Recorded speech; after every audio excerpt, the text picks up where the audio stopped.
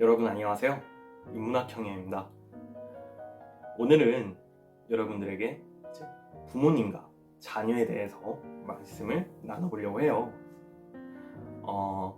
여러분들은 어떤 부모님이 되고 싶습니까? 저는 개인적으로 그런 생각을 해요. 이제 최근에 뉴스에 좀 안 좋은 사건들이 많았잖아요. 이제 사회적인 이슈를 보면서 내가 어떤 부모님이 돼야 될지에 대해서 이제 좀 많이 생각을 해봤어요. 생각을 해봤는데, 그러니까 기본적으로 부모님의 자격이 없는 사람이 아이를 양육을 한다면 그 아이는 얼마나 힘든 생활과 삶을 살아가고 있을까요? 그런 생각을 많이 했습니다. 그 아이가 겪을 고통과 그 삶이 정말로 많이 안타까워서 좀 생각을 많이 하게 됐는데, 부모의 자격이 없는데 부모님이 된다면 그 아이가 겪을 삶이나 고통, 그걸 돈으로 과연 보상해 줄 수 있을까요? 그래서 제가 생각하는 이제 부모와 자식의 관계, 그리고 이상적인 부모님의 행동을 이제 영상으로 담아봤습니다. 첫 번째는 자녀 또한 자녀이기 전에 한 사람의 인격 제의다입니다. 간단하게 먼저 얘기를 드리자면, 자녀가 나의 자녀이기 전에 한 사람의 인격체로 존중을 하라는 얘기겠죠. 자녀의 말을 듣지 않고 귀를 기울이지 않고 공감해 주지 않고 자녀가 원하는 대로 해주지 않고 그저 내가 원하는 대로만 한다면 그건 과연 사랑이라고 말할 수 있을까요? 그 사랑이 과연 올바른 걸까요? 자녀가 기본적으로 무엇을 생각하고 무엇을 말하고 싶어하고 어떤 생각을 하는지 기본적인 한 사람으로서 존중을 해줘야 된다는 얘기입니다. 그럼으로써 그 자녀를 존중함으로써 인정을 해주는 거죠. 그럼 자녀 또한 본인이 존중받는 느낌을 받으니 부모님에 대한 유대감도 차근차근 좋은 방향으로 쌓여갈 수 있겠죠. 내가 어떤 사람이 될 건지, 내가 어떤 부모가 될 건지, 나는 부모로서 어떤 사람이고 내가 죽기 전에 자녀한테 어떤 부모님으로 남고 싶은지 항상 고민하시는 부모님들 많으시잖아요. 그렇기 때문에 자녀와 기본적으로 소통을 하기에 앞서서 제일 중요한 거는 그 사람의 생각, 자녀의 생각과 가치관, 행동을 존중해줘야 한다는 겁니다. 그리고 두 번째로는 인생 멘토가 될 수 있는 부모님이었으면 좋겠어요. 인생 멘토 부모님이란 자녀의 평생 동안 멘토가 되어서 가르쳐주고 그리고 그 가르쳐준 걸 실천하게 도와주고 자녀가 새로운 지식과 가치관을 형성할 수 있게 옆에서 밀어주는 역할을 하는 거겠죠. 네. 간단하게 낚시를 한다면 나중에 자녀에게 물고기를 잡아서 갖다 주는 게 아니라 물고기를 잡는 방법을 가르쳐 주라는 얘기입니다. 그러면서 자녀 혼자 스스로 성취를 할 수 있게끔 응원하고 도와주는 역할을 평생 동안 해주셨으면 좋겠어요. 그렇게 자녀분이 점점 성장해 나가면 그때서야 깨달을 겁니다. 아, 내가 부모님으로한테 배운 게 정말 많구나. 부모님한테 배우고 내가 성장한 게 정말로 많구나.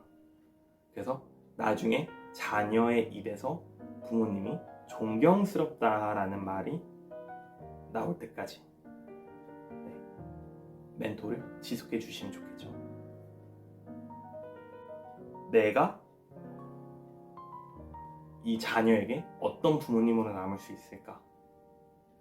근데 저는 개인적으로 부모님에게 존경한다는 말을 쓴다는 것은 그 부모님들한테 배울 점이 있다는 얘기거든요. 우리가 흔히 사회에서 혹은 학교에서 이제 올바르지 못한 행동을 하거나 큰 잘못을 저지르면 그 아이를 혼내는 것이 아닌 그 부모님을 저희가 이제 뭐라고 하잖아요. 욕을 하거나. 그래서 그러한 말을 가정교육을 못 받았다라고 얘기를 합니다. 학교나 사회에서 하는 교육보다 제일 많이 중요한 게 가정교육이겠죠. 그 이유는 즉슨 아이가 자라면서 자신의 가치관을 형성하고 성인이 될 때까지의 기초적인 근본적인 책임을 지는 것이 부모님이기 때문입니다. 네. 그래서 자녀가 올바르고 훌륭한 가치관을 가지고 사회에 나가서 큰 공헌을 한다면 당사자뿐만 아니라 그 부모님까지 오히려 더 궁금해하고 어떤 사람인지 매스컴이나 미디어에서도 더 많이 언급을 하겠죠. 자녀가 부모의 거울이라는 말은 기본적으로 나 자신이 어떤 부모인지, 내가 자녀에게 비춰지는 모습이 곧 나의 모습이 될 수도 있겠구나 라고 인지를 하는 것이 첫 번째로 제일 중요합니다. 그래서 나 자신이 부모님이 됨으로써 내 모습이 자녀의 모습이 될 수도 있으니까 부모가 되고 나서도 나 자신은 꾸준히 계속 배워야 하고, 왜냐하면 내가 계속 배워야 자신한테 계속 가르쳐 줄 수 있겠죠. 가장 가르쳐 줬으면 하는 거는 세상 사는 법입니다. 네. 여러분들 누구나 다 각자의 가치관을 가지고 있고 어떤 훌륭한 사람이 되기를 원하지만 그것에 대한 기준은 다 다르잖아요. 그렇기 때문에 나 자신이 어떤 가치관을 가지고 있냐에 따라서 내 자식의 가치관도 바뀔 수 있다는 점. 단순히 말은 가볍게 할 수 있지만 그 말에 담긴 무게는 정말 많이 무겁겠죠. 한 사람의 인생이 정말 천당과 지옥을 오갈 수 있는 것처럼요. 그래서 가정교육을 어떠한 방식으로 해야 하는지에 대해서 얘기한 게 두 번째입니다. 마지막 세 번째는 사랑의 방식은 계속 바뀔 수 있다는 거예요. 여러분들이 가진 부모님의 가치관이 있을 겁니다. 예를 들어서 지금 자녀를 기르시는 분들도 마찬가지고 자녀 계획이 있으신 분들도 마찬가지고, 만약에 가정은 안 꾸렸지만 미래에 자녀를 데리고 이제 양육을 하고 싶다 하시는 분들도 다 똑같이 본인만의 부모님에 대한 가치관이 있을 거 아니에요. 나는 어떤 부모님이 되겠다, 자녀를 어떻게 사랑하겠다. 근데 과연 그 본인이 상상한 자녀를 사랑하고 양육하는 방식이 그것만이 정답이냐는 거죠. 사실 첫 번째 법칙에서 제가 말씀드렸다시피